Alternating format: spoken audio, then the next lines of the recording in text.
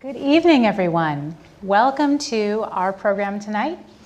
I am Liz Maurer, and I'm the Director of Program for the National Women's History Museum, and we are here together for a program called Pursuing Opportunity, Women in Higher Education. And I'm joined here on the stage by our two preeminent speakers. Here on my left, we have our contemporary expert on women in education today. Gloria Blackwell is the Vice President of Fellowships, Grants, and Global Programs at the American Association of University Women. Gloria oversees and executes AAUW's $4 million in fellowships, grants, and awards, which is very significant and helps an awful lot of women, achieve their ambitions. Yeah. She also directs AAUW's international collaborations at the Clinton Global Initiative, the United Nations, and other global organizations. And we're thrilled that she could join us here today. Thank you. And here on my right, your left, is Dr. Linda Eisenmann, who is Professor of Education, Professor of History, and Provost at Wheaton College. She is known as a historian of education who's interested in the social context of schooling, especially higher education. And her research interests include higher education in the post-World War II era, and World War II is what I was interested in graduate school, so I'm excited by that.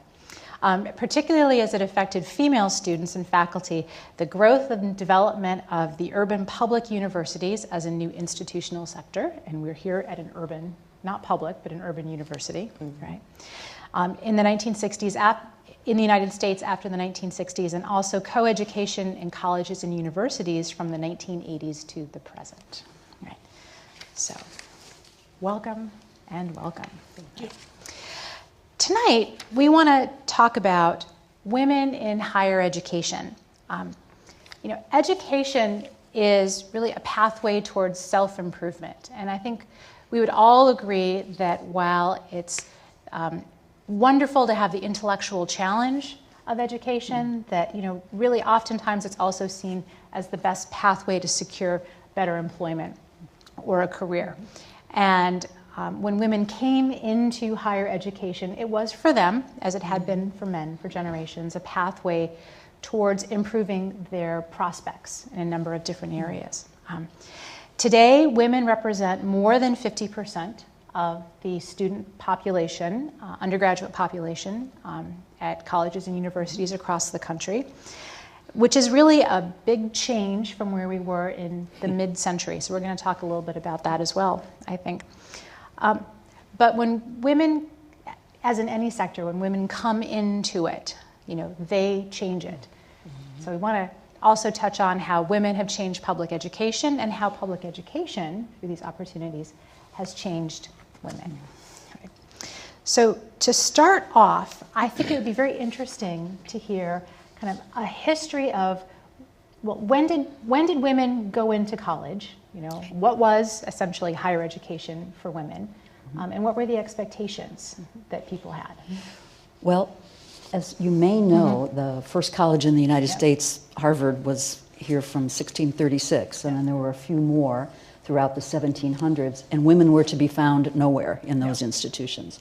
So the first colleges in the United States were men only. They were planned for men. They were planned so that these men could become leaders of the new state, so they could become ministers, maybe so they could become lawyers, although that wasn't really entirely necessary. But women were not seen as needing higher education. We couldn't imagine women taking any of those roles, so why would women really need to go to higher education?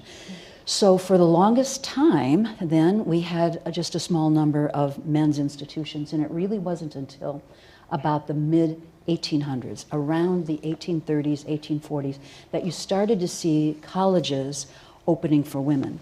The interesting thing to keep in mind is today we know what a college is and what a high school is. We know if something is a college or not. But that's not really the case when you talk about the history of higher education. You had things that were academies or seminaries or called themselves colleges but weren't really very collegiate. So for women, for the most part, women were invited into these institutions. Where I work at Wheaton College in Massachusetts, we started out as Wheaton Female Seminary.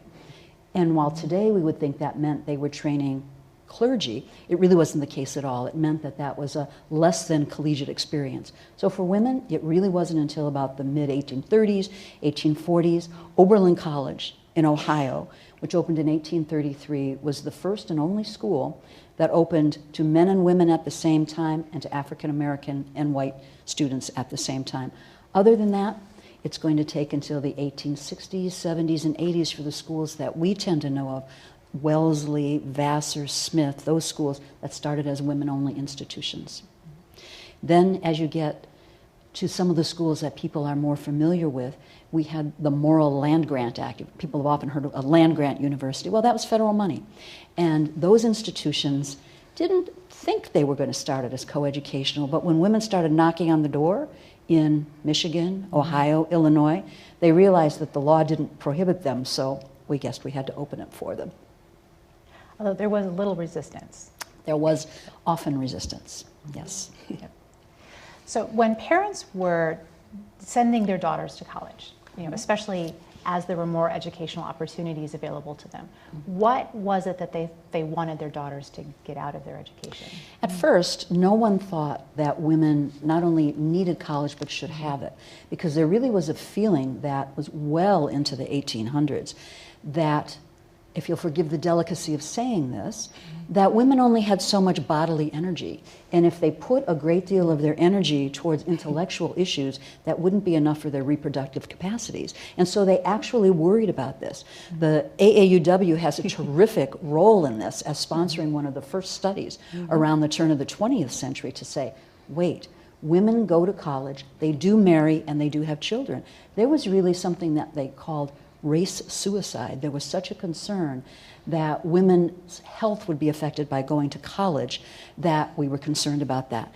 So once we got through that concern about health and about women not being as skilled intellectually as men, it was more to say, well, if they can go to college, they can be better wives and mothers. So that was really women's entry in, was the thought that they could make a difference in their own families. And then little by little, I think we'll talk about this as we talk about fields, it was really the opening of teaching as a profession for women that really kind of opened the doors completely. So, Gloria, since we brought up AAUW, could you tell us about AAUW and when it was a little bit of the history and what AAUW is doing today for women in college? Well, AAUW has a very interesting background because, the organization really started through a group of women who were disruptors, who decided that it actually was okay for women to move on and in higher education. And one of the things, as Linda mentioned, that they really needed to do initially was to sort of debunk the myth that if a woman received additional education, that she was somehow not going to be able to be fully a woman. And so it really started a long research tradition for AAUW. And in particular, it broke the barrier that kept women from pursuing graduate level education, which was, unheard of. It's okay, you received an undergraduate degree. Why do you need more education? That's enough. And so in starting AAUW, the women who came together really decided that they needed to ensure that women had the opportunity to pursue education as far as possible. And one of the ways to do that was to provide funding. And so early on they started collecting their PIN money and putting it together in order to provide fellowships for women. First one in 1888. And throughout the decades, as issues cropped up, AAUW members addressed issues such as child care, starting many of the first daycare centers. They worked on many international issues. And as we moved through the different eras in our society, they created programs and worked on legislation that addressed those particular issues and moved very quickly to ensure that women were given opportunities to pursue non-traditional fields.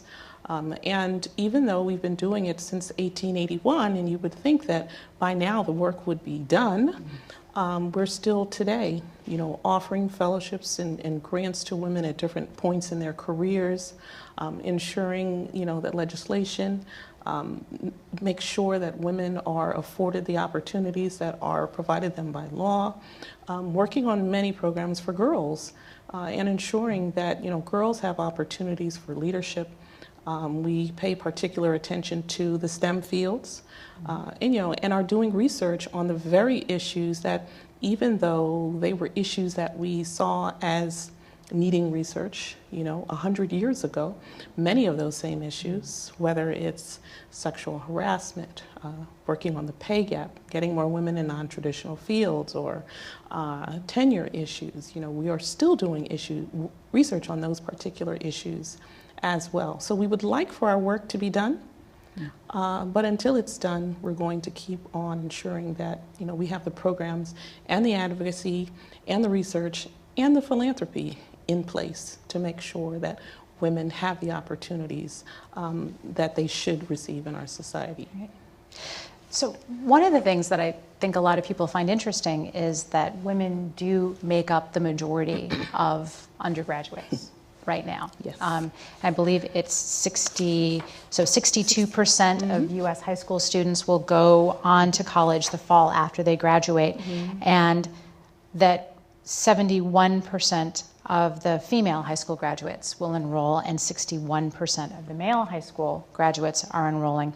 So we get something a little bit lower of actual on-campus representation, and that regardless of the kind of racial group or socioeconomic group, that it's women now outnumber men in all of those different groupings. And so there's an awful lot of people who are going to college, and we think it's great for women that there's so many of the people going to college.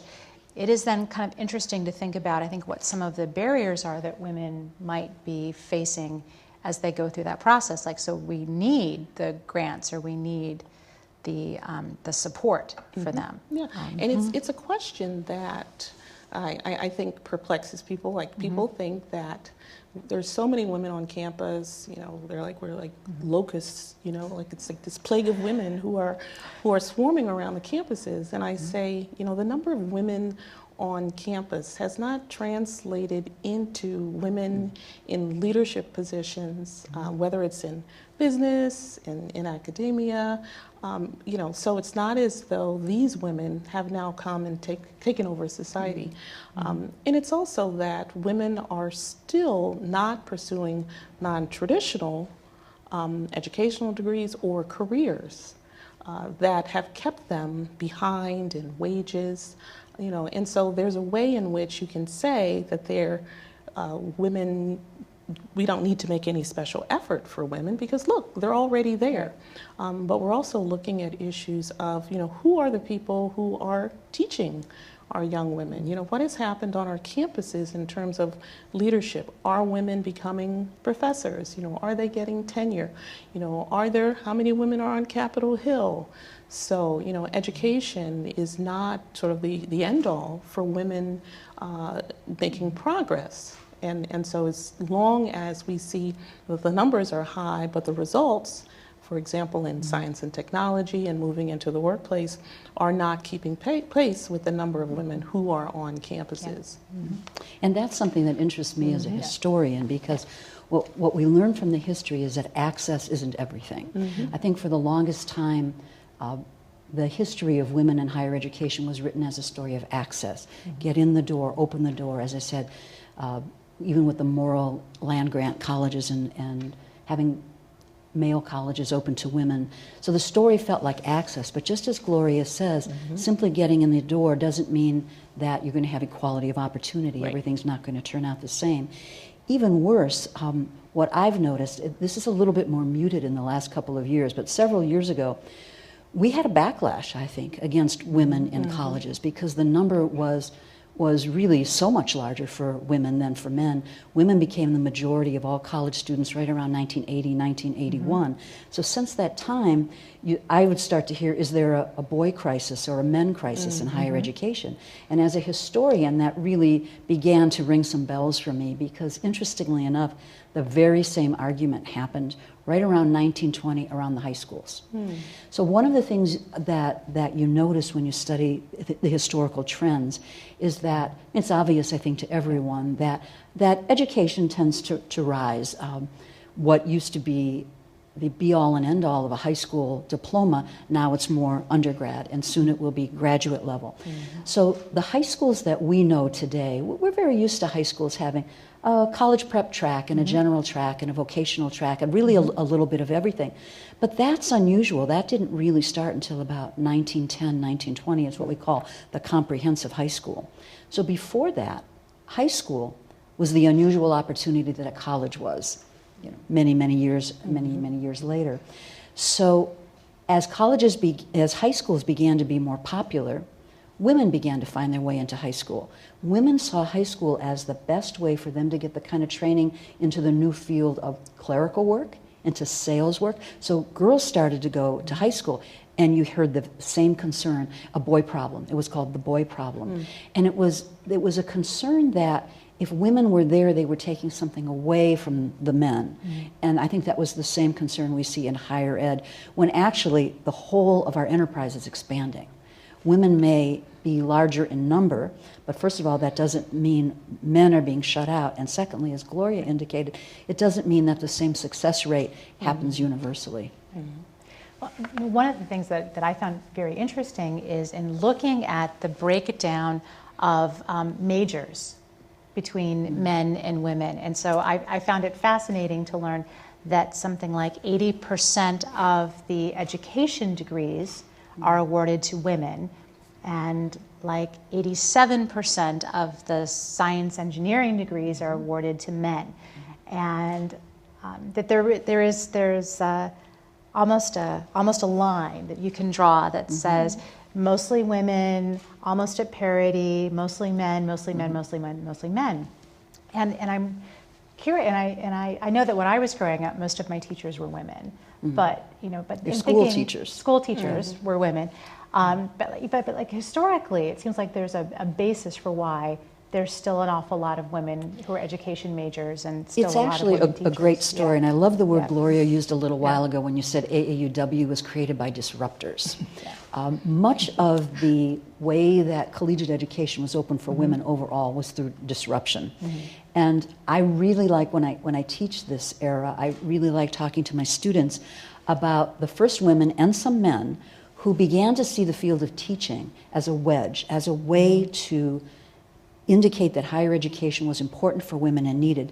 So you would find women like Catherine Beecher and Emma Willard, but also someone like a Horace Mann or a Henry Barnard, who said that they began to imagine women naturally being more nurturant, and that if women had skills that made them better mothers and better at listening to children, maybe that could translate into the classroom. Now, this was new.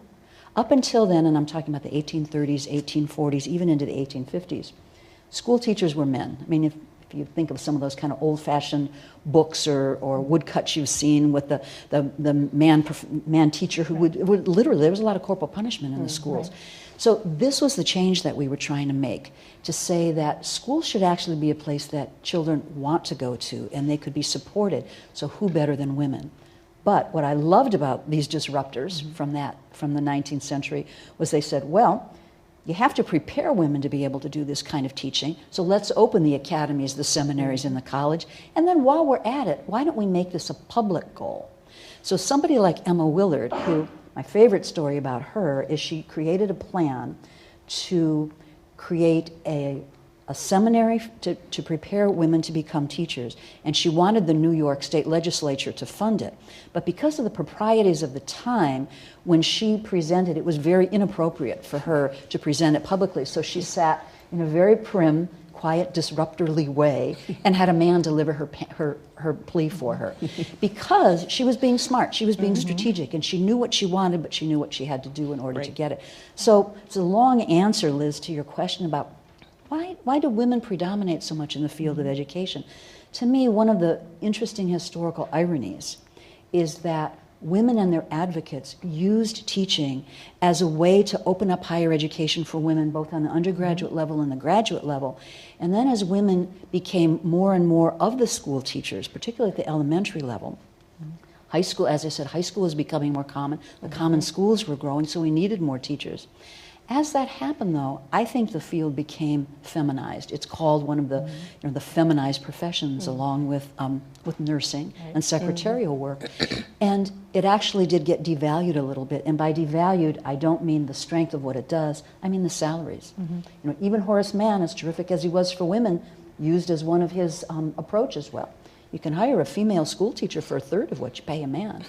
So if that's the way the profession gets established, it's taken a long time for that to ease out. And although plenty of young men now go into teaching, it has retained that sense of being for nurturing, which I think helps explain why you have fewer college and graduate school professors, because there's really a difference between teaching 10-year-olds and 16-year-olds and teaching 26-year-olds.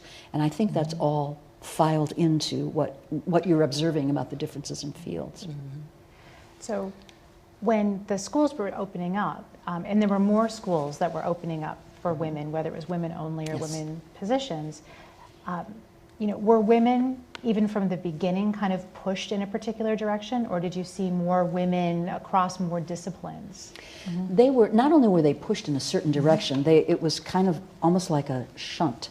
So I'll give you the University of Iowa as an example, which opened up, it was fully coeducational, but in the beginning, the only part of the University of Iowa that a woman could go into was what was called the normal school. That was teacher training. It's an old-fashioned term from Europe that means teacher training. So you could either be in the School of Home Economics, which is where you did your sciences if you were a woman, or you could be in the normal school.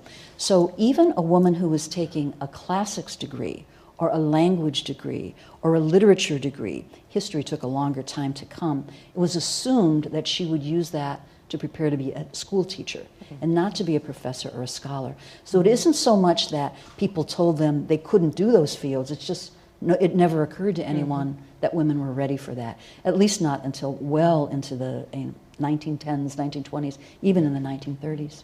Now, there were all-female medical schools at the time. And was that part of this notion that, women are nurturing so they could be good doctors? It was somewhat. I mean, there were also all-women law schools.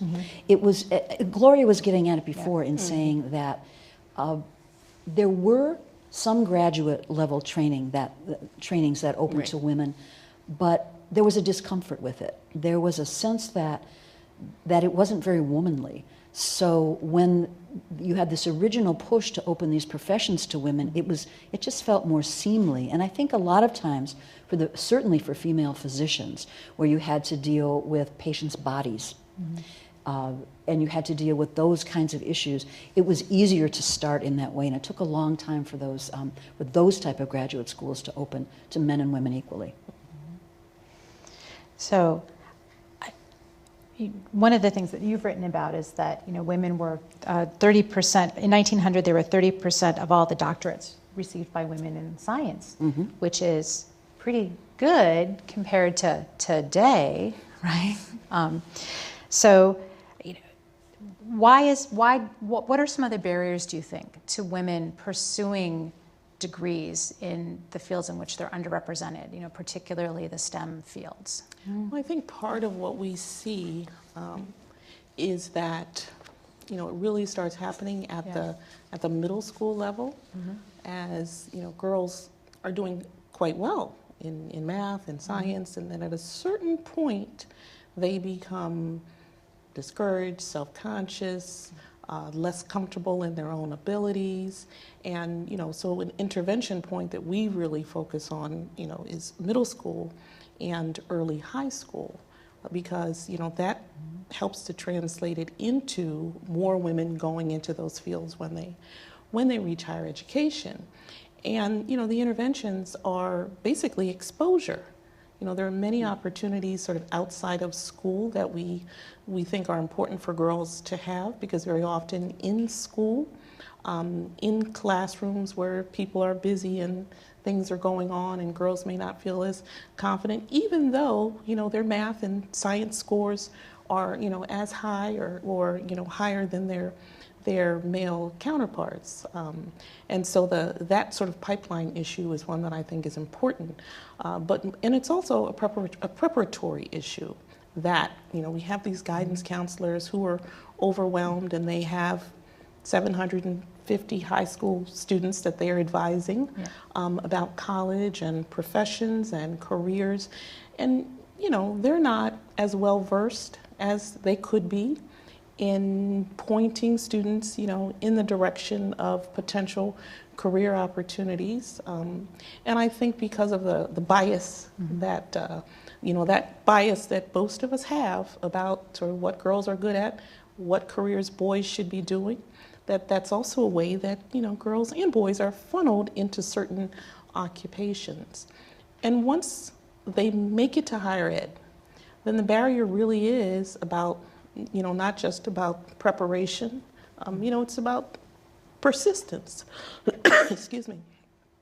Because what happens is that girls come in, well, where are the young women in my computer science class? Where are the young women in my engineering class?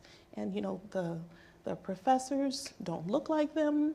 They only have one other woman. They don't feel that they're getting the support. And that becomes sort of a discouraging barrier that keeps them from the next step, which is persisting and, making it a career. So staying in that field. So it's very helpful to be going through with a cohort of people who have kind of the same background or the same ambitions or can understand where you're coming from.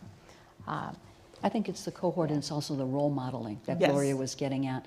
That if you haven't seen many women in front of you as professors or professionals in science and math fields, it's not that you don't think you can do it. I mean, a driven young person, male or female, who really likes a field is going to find a way to do it. But to be nurtured along the way, I think, is really key. And I think one of the other things that works against females especially in the sciences is when you come down to it, women still bear the children. Obviously many people adopt. At Wheaton, for example, we have a parental leave policy which was designed to support our women faculty as they had children, but we also allow a male professor to say, I'm the primary caregiver and take some time. So you need to have some opportunities like that. But as someone who's worked with women in the sciences for a long time, if you need to be lab-based, it's very hard to figure out when is it okay for me to start my family, when is it all right for me to be pregnant, how do we deal with this? So it still retards the percentage that we see and the success rate that women can have. And one of the things I think also when we look at it is, for example, we recently did sort of a case study looking at Harvey Mudd College and the way in which they took a 5-year period and increased the number of computer science graduates from 12 to 40% with 3 very simple interventions. And knowing that it wasn't something that was very complicated. One of the recommendations I think that we had in a review of the literature a number of years ago was that undergraduate, first year classes in computer science needed to be revised to be, broader and less specialized, because what was happening is that women were not succeeding in those courses. And the courses didn't actually need to be so specialized. And once they took a look at the curriculum and moved it in a way that made more sense for that first semester freshman course, more women were persisting. One of the things they also did was gave women opportunities for research. And a very simple thing was sent them to the Grace Hopper conference, because there they had the opportunity to connect with and interact with so many women who were successful in the computing field. And so if you can imagine that by being very thoughtful about the way in which you are engaging your female undergraduates, that you can move the needle fairly quickly, in a very small period of time. When you look at the fact that, women in computer science degrees, have decreased, from 35%, right, in 1990 to 26% now. So it's a number that is surprising to people, because when we look around, all we see are, we see tech and we see data, and we're wondering why that is, that women don't seem to be getting those degrees, and what that means for the workforce, right? When, there are all these jobs that haven't even been created yet, that we know are going to need those kinds of skills. So if women aren't getting those degrees, they're not going to be able to have those employment opportunities. But I think you're exactly right, Gloria, especially in computer science, but I think in other fields, we realize that we don't always have to do the entry-level courses the way we've always done them, and that opens the door wider, not just to women, but to others who might have said, I'm not a coder. I'm not a coder. And if you're not a computer coder, you kind of, you rule yourself out when they're, instead if you get, a lot of women like to do gaming, a lot of guys like to do gaming. There's lots of ways into all these different fields. So I think that's a particularly good example, but in a lot of these areas, you find that if you can be broad about the way you think of the entry and who can do this, more people can succeed in ways they didn't expect. Well, and I think the outcome, too, is better. So the more diverse you have of your team going into any particular project, probably the better the outcome is going to be. And I'm thinking about the story that's been in the news recently about the 6th grade girl who did her own study on the representation of female characters in endless running games. Have you heard about this? I don't know that. Yes, so she downloaded the top, an endless running game where you just keep going until your character dies. So she downloaded the top 50 of these games on her smartphone, and then she went through and created a chart of how many of them had characters of no discernible gender, like a mouse or a dinosaur or something. How many of them had free characters that were male? How many offered free characters that were female? And found that like 60% of the games you could get, the default character was a white male, and that if you wanted to play as a female character, you actually had to pay on average $7 in order to be a girl. And the biggest offender was Disney, that was charging $30 for the one female character. And she wrote an op-ed, went into the Washington Post as a 12-year-old, and has actually started this conversation about why is it that we're creating products that are, and 60% of the players of these games are women. So, what's going into this that we're not creating? It sounds like it's a narrowing of what works and what counts. And as a historian, I like thinking about that too. You might say, well, this wasn't the case in the women's institutions, right? We had these wonderful institutions created for women, and many of which are still all female. The interesting thing is, around the 1930s, these places that had been really the saving graces, if you will, for women professors. So when you mention that large number of female scientists, pretty much they were getting jobs at the women's colleges. Well, you get to about the 1930s into the 1940s, and suddenly there's an assumption that, it's more prestigious to have men faculty. So you saw places, I will not name them, but many of the Seven Sisters schools, not that, and there were plenty of others that really were committed to women, but there was a sense that it was more prestigious to have male faculty. So you see the number of male faculty rising, even the number of male presidents.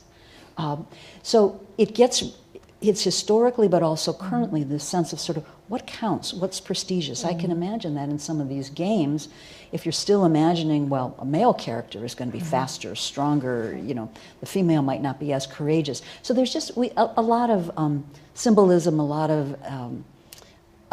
of things get attributed to the genders that don't help in the long run. And it was interesting to see historically that women were making a lot of success at the graduate level, but nobody was hiring them.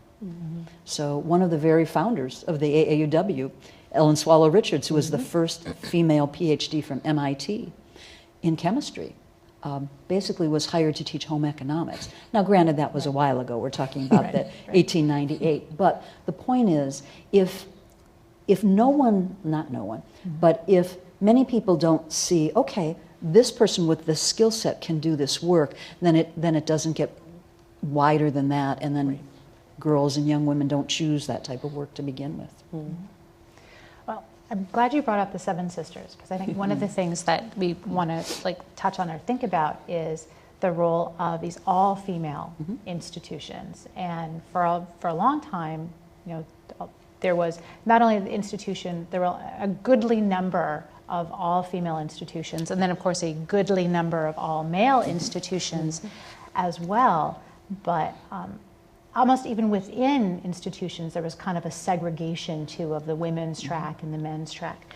And I'm wondering, what that meant, or what the implications were for, what did single-sex education do that was good for women, and then say, what did breaking down some of those barriers do that was good for women? Well, historically, we had women's only and men's only institutions because they didn't want to bring them together.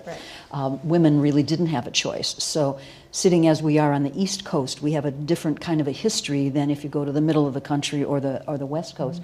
But here, so if you look where I live in Massachusetts and really down through here and even into the South, there were already colleges, but they were for men. So once you started to open the doors to women, they were going to be educated separately. Then as you moved towards the middle of the country, it became much more common to open an institution to be co-education from the beginning. But as you said, Liz, different paths for the men and women who were there. So when we got to the 1960s and the 1970s, and there really was a rejuvenated women's movement in the sense of why, if women are in these institutions because they were not allowed in the other, that I think was the impetus for opening men's only institutions to women and vice versa. I went to Connecticut College, which had been a female only institution. It went co-ed in 1970, 1969, just as many of the other institutions did. And that was because the history was a negative history.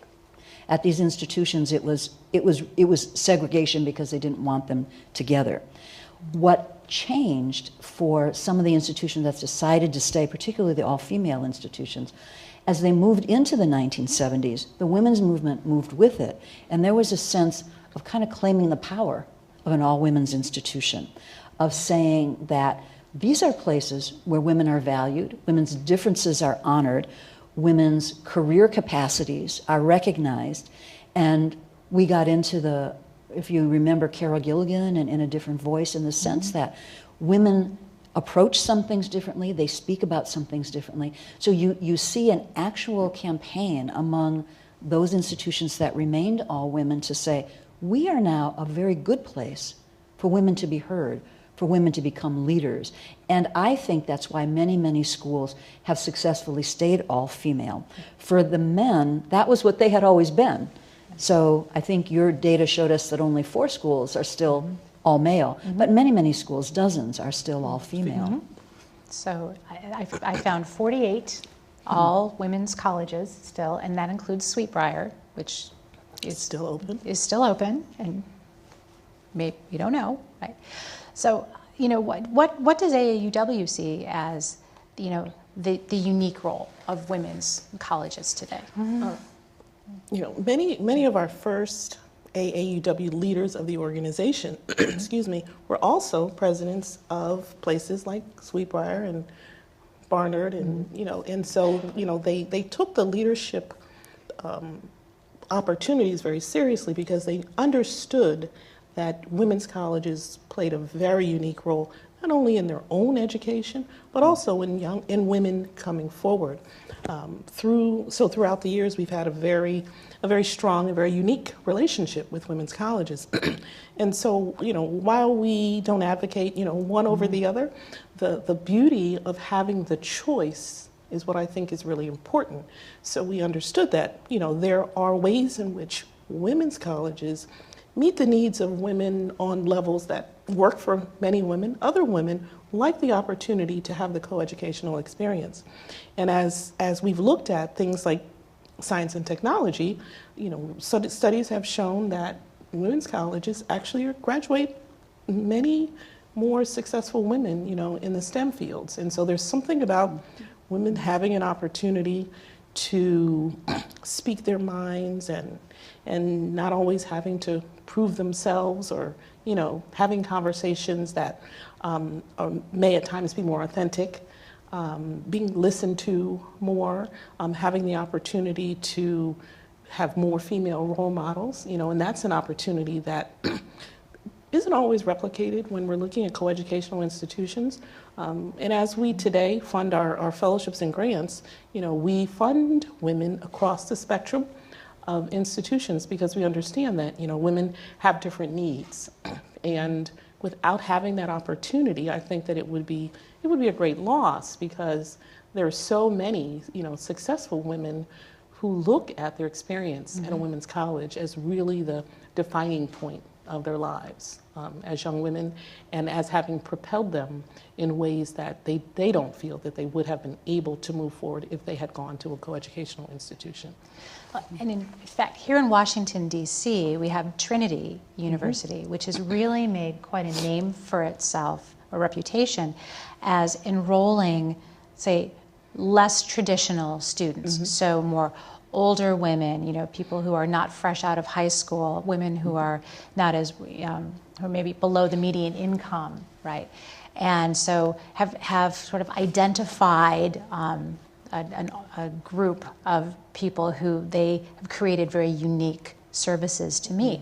And I think that's wonderful, because it's really opening up access to higher education.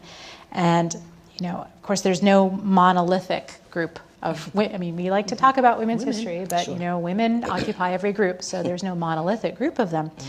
And I'm thinking, like, what are some of the issues that these more non-traditional women, or women who are not the fresh out of high school, have that's maybe a little bit different in trying to access, you know, higher education? Yeah. Through a number of our grant programs, one of the things that we look at are, you know, women who may have a bachelor's degree, for example, but, you know, are looking for opportunities for advancement that may not necessarily include a master's degree.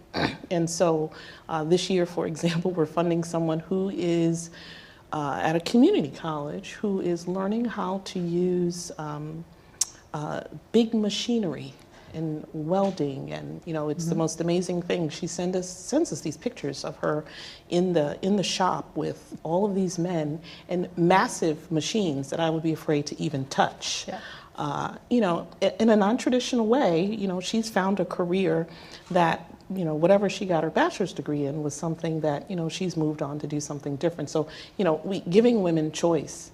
And so women who are, depending on their socioeconomic status, for example, we look at the fact that very often they're unprepared academically to, you know, to enter into higher ed. And so community colleges are a fantastic entry point.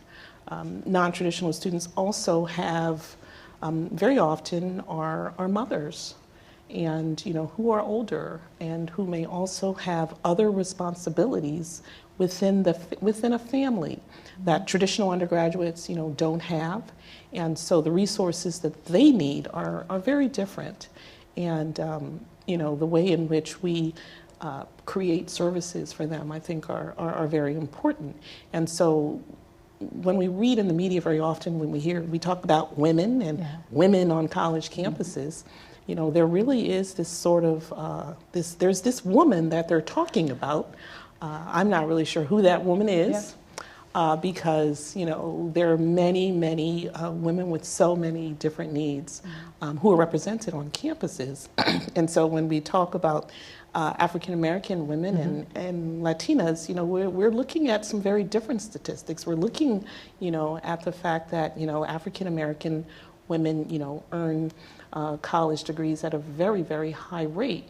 But in terms of their, you know, median wealth, you know, it lags behind, you know, so many other groups. And African American graduates in general, on average, earn less income than white males who have a high school diploma. And so, you know, access has not trumped the inequality that still exists as well.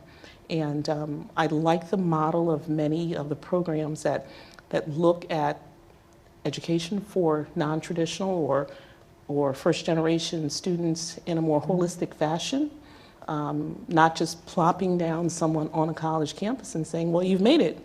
We got you into this college. Now do what college students do, like the Posse program, for example, who really understand that it's really not just about putting someone on a campus, and it's about looking at the whole student. And for women who may have other things going on campus, who may have to deal with, whether it's being, treated a certain way in class or having to deal with stereotypes and bias, on top of being a college student.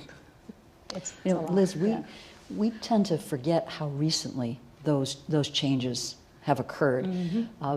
The research that I did on World War II, I was really kind of interested with how we got the 60s out of the 50s. So as I was asking that question, I ended up spending a lot of time on the 1950s and the early 1960s, and was surprised to learn that in that time, for women or men, if you dropped out of school without finishing, there was almost no way to go back.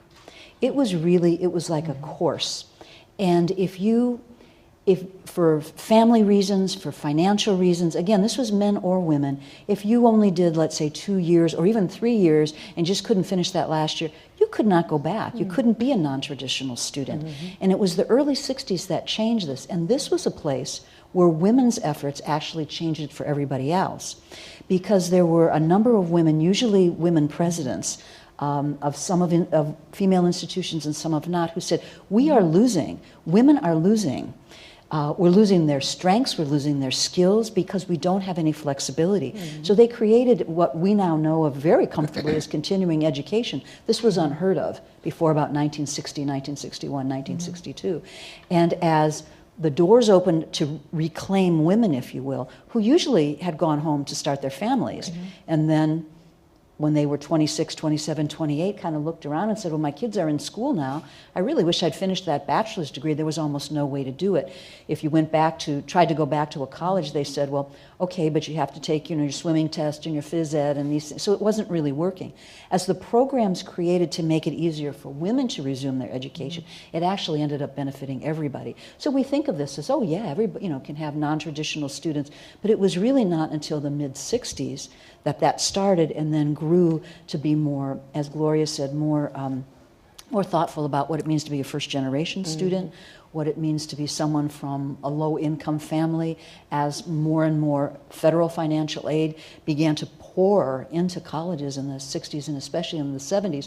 As you said, we had a much, much wider array of students who could enter, but we didn't always know how to make things work for them, for everything from childcare to maybe a phys ed requirement shouldn't be where we start them. Were there a lot of women, say, in the 1950s who didn't finish, who started but didn't finish? Yes.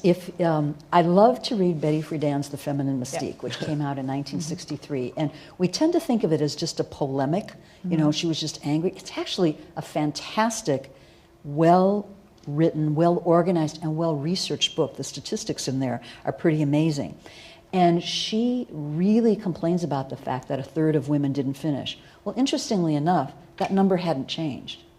It had been about a third long before that, and it was about a third long after that. But it took Friedan to kind of focus her lens on it and say, something's not right here.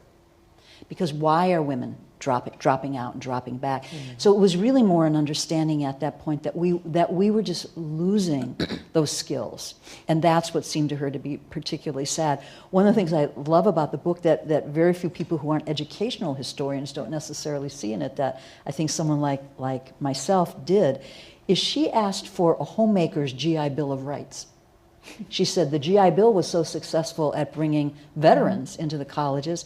Why don't we have a particular one that a woman who's been home for 5, 6, or 7 years raising a family, we'll give her money. And she actually wanted those women to go off to a special kind of place where they didn't have to be with their families if they chose not to. That didn't succeed, but her point was that just as Gloria was saying, if we could create some special pathways, and that's what got created in the 60s and through the 70s, that now we have so many more opportunities, does leave us with the question, though. I was so pleased to hear that AAUW would support a woman doing the sorts of things Gloria mentioned, because generally, as the community colleges got more and more popular, more and more serving a larger segment of the population, that whole prestige factor that I'm talking about, that we see over the decades, hit community colleges too. Where were the first generation students predominating? In the community colleges. Where were women and men of color predominating? In the community colleges. So there's really been higher ed has had this tendency to kind of decide what's really in the core, and then the rest of you can have the periphery. And then as the periphery enlarges, a new periphery gets created. It's a very interesting set of developments that you really only see if you look at it over a long sweep of time. Well, because it seems to me that there's also been this proliferation of online kinds of learning opportunities. Quite a number that were for-profit, and then you start to see some more traditional institutions kind of going in that direction too. And it would seem to me that could benefit women, but it could also not benefit women based on the organization or institution that is offering the course, if you will. I think the toughest thing about that is to think about credentialism. Gloria mentioned a little while ago that now, as well as historically, for instance, African American women have been a larger share of African American college grads. And as we see women generally looking for that credential, women have valued and used and needed the credential of education more than men had historically. Way back when I talked about the high schools, that's what was going on there. It's always been easier for a white male to get a job either without a high school diploma or with a high school diploma or without the college diploma, because there are more jobs that those men are suited for. There are more networks that they can tap into. Women tended to need the credential, whether it was high school, and now I think that's probably what's going to happen even with online education. So the whole idea is to have the best suited education for that person, and not to go to something simply because of a credential. That's one of the things that the federal government is asking the online institutions to look at. Are you preparing your students for what you say you're preparing them? And many are, a few are not, but that would be my worry actually for all of higher education. If we get too credential focused, we sometimes forget to fill out, as you were talking about, Gloria, the rest of what a student really needs. Right. Because there's something very special and unique about having the whole experience, and not being in a course that's like strictly taking you to only computer classes or only these kinds of classes, but maybe that liberal arts point of view where you learn how to write and you learn philosophy in addition to the other components of it. Yeah, because we look at higher education as not only providing you with the sort of the academic preparation and the training, hopefully, to move on to a career, but also the importance of opening a young person's worldview and exposing them, to things that will hopefully be valuable to them when they enter the workforce, and sort of opening up the whole person. Because if we're really just about, credential, taking a course, you actually wouldn't have to interact with anyone. You could actually just be locked in a room for 4 years. And it's those in classroom as well as those out of classroom experience, I think, that really, help students understand, what it means, to be a citizen, to be a worker. And to understand, as they move out into the workplace, working and interacting with people from different backgrounds, that really starts when they move away from home and they go to college, and we want them to have good experiences and interactions. We want their minds to be open in higher ed so that when they enter the workforce, that they already have some of that they're taking with them. Like they're whole people. It's expensive, though. And yes, it is. It is. And what I would love for you to because you've told me about this already, is the how World War II and the GI Bill kind of helped put us on this pathway to being so expensive. Well, I think what World War II and the GI Bill did was it certainly opened the doors of higher education and made us see that higher education could be useful for a whole array of people who had never thought about it before. And once you have that, higher education starts to expand, more and more types of higher education. That's the community colleges are going to get their jump start there. The teachers' colleges at that point were expanding to become state colleges. You see this whole array start. More students are coming in, but it was also the government.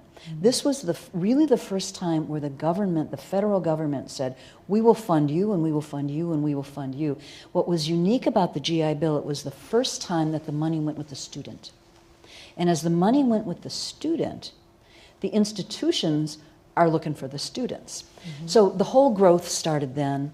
The whole real focus in higher education, in the federal government giving higher education funding to students, but then also to the whole research enterprise. So the whole thing grew. And as it grew, it really took on the capacities that Gloria was just talking about and saying it really is for the whole person. So you have to have dormitories, and you have to have student affairs, and you have to have all of these things that higher education needs. So the whole experience grew. You started to have co-ops and internships. Everything, higher education sort of started to accrete a lot of things that, when it was small, it didn't really need. Smarter minds than mine have tried to figure out exactly how higher education has gotten as expensive as it has and how we try to break the cycle. We're not doing very well at that. It's very, very expensive, even now, to go to a state public institution. But we've grown so large that, a small liberal arts college like mine, let alone a George Washington University, the institutions are supporting so much that it now just costs a lot. On the other hand, I think one of the things, and Gloria, I hope you see this in your applicants, one of the things that families need to know is how much federal money there is there. Almost nobody pays the sticker price at any institution these days. There's few. There's still a small percentage of families who can afford what a private liberal arts institution or a George Washington or a Harvard charges. But for the most part, that's the plumb line that you see from the GI Bill on up. There is money. The federal government has taken Gloria's approach to say, higher education is preparing citizens. It's a public good, and we want to be able to pay. We want to be able to support families doing it. So if you can manage it all on your own, great, but we'll help the rest of you. So I think that I'm not saying that the way higher education costs are put together is the ideal way. I think if we could all start from scratch, we would. But there is it has built up. It didn't sort of just happen overnight. I wanted to open up the floor to see if anyone had any questions for our panelists, because I think I can almost see the clock. Right. Yes. Hi. Hello. Hi. I'm glad that I made it to hear what I heard. So I work with high school students in DC. I'm a college records coordinator, and a lot of my students come from disenfranchised backgrounds. Families can't afford to pay for a four-year college, so our focus has been on getting money. But I've encountered a roadblock in working with them. So I've been trying to encourage students to apply to community colleges, two-year schools. There's a huge stigma around that. And I feel like I tell them that if I could do it all over again, because I went to a small liberal arts and sciences college in upstate New York, and my family could not afford to pay for it. Luckily, I got a full ride, but I tell them if I could do it all over again, I would go to two-year school and then transfer. So I was wondering if you could give me some historical context for the stigma around community colleges and two-year schools. If your question is about the historical stigma, I think it's a little bit of what I was talking about before, that as we develop new types of institutions, generally new institutions are not going to have the prestige factor of the long-standing institutions. Community colleges were really created, actually the first ones were created, believe it or not, around 1903, 1910, and they were created to keep other students who were thought to be less well prepared out of places like the University of Chicago. People said, you know, we can really do a lot more with students if they come in well prepared, so let's literally segregate these first 2 years over here and let it be really general and flush out the people who aren't going to be successful. So they didn't start out, these were, if you remember the phrase, some of you may, junior colleges. I mean, just think of what that means, a junior college. You're not really a full-fledged college. The term community college is what became popular in the 60s and the 70s, because then the notion changed. Then it was the sense of we're trying to grab the community, we're trying to grab the students who are right near us and prepare them whether they need that machinery training that you were talking about, whatever they need. So the stigma, I think, developed because they were different and they were new and they were aiming at a population that up till that time hadn't been seen as ready, interested, or desired really by the upper, the more long-standing institutions. Gloria, I'm sure will want to weigh in on this, but the advice I hope that you're giving your students, and I'm sure you are, because you mentioned you went to a liberal arts college and got a good scholarship, as did I. I'm a first-generation college student. I never would have been able to do it without financial help from the school as well as from the government. I think the tough part for the kind of work you do is helping students know that there is money out there and helping them know how to crack all those financial aid barriers. And if you can do that, schools like ours really are supporting students. Are you finding that, Gloria? Yeah, I think so, and I would add that when you talk about the stigma, I think it's important to also point out that, you know, there are many top-level high school students who are accepted, you know, into the best universities who are choosing to spend their first 2 years at a community college. I mean, that stigma is really falling, and for your student, the end goal is that we want them to get the best education that they can get, and we actually don't want them to be in debt for, you know, decades to come. Yeah, and so, you know, if you start out at a community college, what's really important is when you transfer to that four-year institution, that's where you're going to get your degree from. And so if you have examples, and you can certainly look up plenty of examples, because, you know, I have a recent college graduate, and when we were looking at college applications, one of the things that I was reading that was very prevalent at the time was how many of our local college students who were, you know, at the top of their classes here in this area were choosing to go to Montgomery College, you know, because parents were looking at the cost and saying, I'm not going to spend, you know, $45,000 a year so my kid can take general requirements before they even declare their major. And I wouldn't want them to be kept away from success in entering college because of something that really is moving away.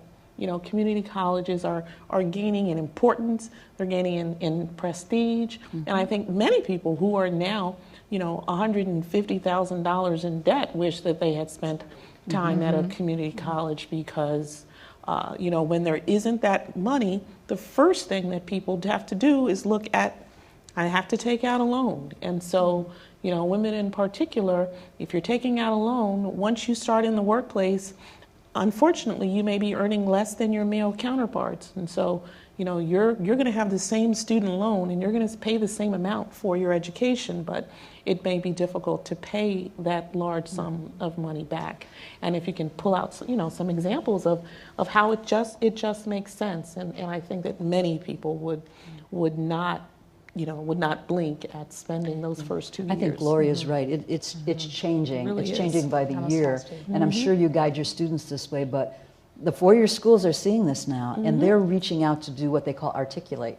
So that's where you want your students to go. You want them to find those relationships with the four-year schools that are actually encouraging and reaching out to the community colleges and saying, send us your well-prepared students, and we'll take them for their junior and senior year. So you're absolutely right. It's changing. It really is, and there are lots of those transition programs. I recently had 2 community college students participate on a panel that I that I gave, and they were in a program in New Jersey, and there's a very important bridge that was built to Rutgers, you know, where these students were being prepared to move on. You know, after those 2 years, they were both in STEM fields, and they were given an incredible amount of support to ensure that they were prepared to move on to the next level. And so also, the 2- and 4-year institutions are building those relationships. Because, you know, that's important. They want those students. Thank you for your question. Thank you. Are there any other questions? Yes. Thank you. But what advice would you give to a woman that has pursued higher education, received baccalaureate and graduate education, and due to the powers that be or whatever, the economy, cannot find work in her field, is incurring all this student loan debt? I mean, again, I think education is priceless, no matter, you know, whatever the means are that people decide to go, or whatever route, community college or a land-grant university or private school. I think it's still priceless, but at the same time, what advice would you give someone who wants to be, you know, more contributing to society for, you know, the accolades that she's received? I'm talking about myself. You know, with this huge student debt. I mean, I just found out this week that I was going to be getting yardage from my part-time work, but it's, you know, you find like you're kind of like in this, like, really compromising position. You know, if I can tell sort of a little anecdote, I had dinner with a friend a couple weekends ago, and she was talking about how she had just come back from doing a college tour with her high school senior. And they were looking at Northwestern, and while they were in Chicago, they went shopping in downtown Chicago. And every place they went, there was, you know, every purse store, every dress store, there was a young woman who said, oh, what are you doing here in Chicago? And oh, you're looking at Northwestern. I'm a graduate of Northwestern. And at the end of the trip, the woman said to her daughter, well, what do you think about Northwestern? And the response was, I'm not going to Northwestern. Did you not notice that every single person we met is an unemployed underemployed Northwestern graduate? So I think that's a great question to think about, is what is the pathway? Yeah. I mean, that's something to be proud of. You know, and I look at you women, I was like, this is a really good event. I'm surprised that this room is not filled wall to wall. Because we're just kind of, again, it puts you in this position. You're trying to be a contributing citizen. I mean, I don't have any dependents yet. I'm really trying to stay on a good, you know, climb a good ladder, but at the same time, you know, what's available for the non-traditional woman such as myself. Yeah, I mean, there's no question the economy is not our friend right now. I also have a son, a recent grad, who just actually had to shift fields because he couldn't find something in his own field. But my best advice is, first of all, don't give up. Never give up. And second is network, network, network. And what I mean by that is find people who are doing what you want to do. Use the alumni network at your school. Do what they call in the field of career development informational interviews. That is, go and talk to someone about how he or she got into that work. Make it clear from the beginning you're not going to ask that person for a job, and they'll talk to you. If they think they're going to have to be in the position of, I don't have anything for her, what am I going to tell her? But if you say, how did you get started? You know, with the economy right now, it's just a lot harder to get started. What advice do you have for me? They're in the field. So they're going to know. They might say something like, you know, in this field, people tend to do even unpaid internships for a while, or they do this part-time. They'll know the field, and it might be the kind of thing where, as you say, you have to do one part-time job to bring in a little bit of money and another something to be able to build the networking. So it's you really can't give up, and you have to keep putting yourself into the situation where something can work out. Way back when I was, like, my very first professional job, I was in career counseling, believe it or not, at Georgetown, right down the street. And there was a phrase we used to use called organize your luck. So it still takes luck, there's no question about it. But if you organize it and you're in the right place and you've got a resume that's current and you've got some recent opportunities, sooner or later somebody's going to say, oh, I know somebody. So you are being patient, I know, and it's not easy, but that's my best advice. Definitely, that's perfect advice. And I think also understand that part of it may not be about you. African American women are the only group that have not sort of bounced back from the unemployment of the downturn. And so everyone else has regained their employment legs except African American women. And so the kind of sort of structural inequality that exists even for highly educated women is still there. So it may not be about you. So don't internalize it as being about you, about your qualifications, or about your preparation. And as Linda said, part of it is that networking that really is key. I recently attended a seminar on networking, and one of the things I learned is that I'm a really bad networker, which is probably not a good thing. But I think that there are so many resources available that can really help you train yourself to be able to be a good networker, and also to set some goals for yourself. And as Linda mentioned, sometimes, it's part-time job 1, part-time job 2, and part-time job 3. Because, if you have the skills and you have the training in the background, you will have that recognized and acknowledged. And it may take some time in order to do that. And I think that part of what we look at as African American women is that, we are very, very driven and we're highly educated, but that may not always be acknowledged right away, and we may not always get the positions that we want. But when I look around very often, I see, fantastic women who are doing great work, and as you said, contributing to societies in a way that are important and uplifting to all women. And I think you need to keep that positive mindset and really set some goals for yourself and figure out who are the people that you can surround yourself with in order to help you keep moving forward. And I'll give you my card in case you want to call me. Thank you. Right. We were glad we got a smile. Right. Well, I want to thank everyone for coming tonight. I've enjoyed the conversation and meeting wonderful people. And I would like to give you all an opportunity to continue the conversation upstairs with our reception. So if we can applaud our speakers. Thank you. Fantastic. Thank you. Right. Thank you.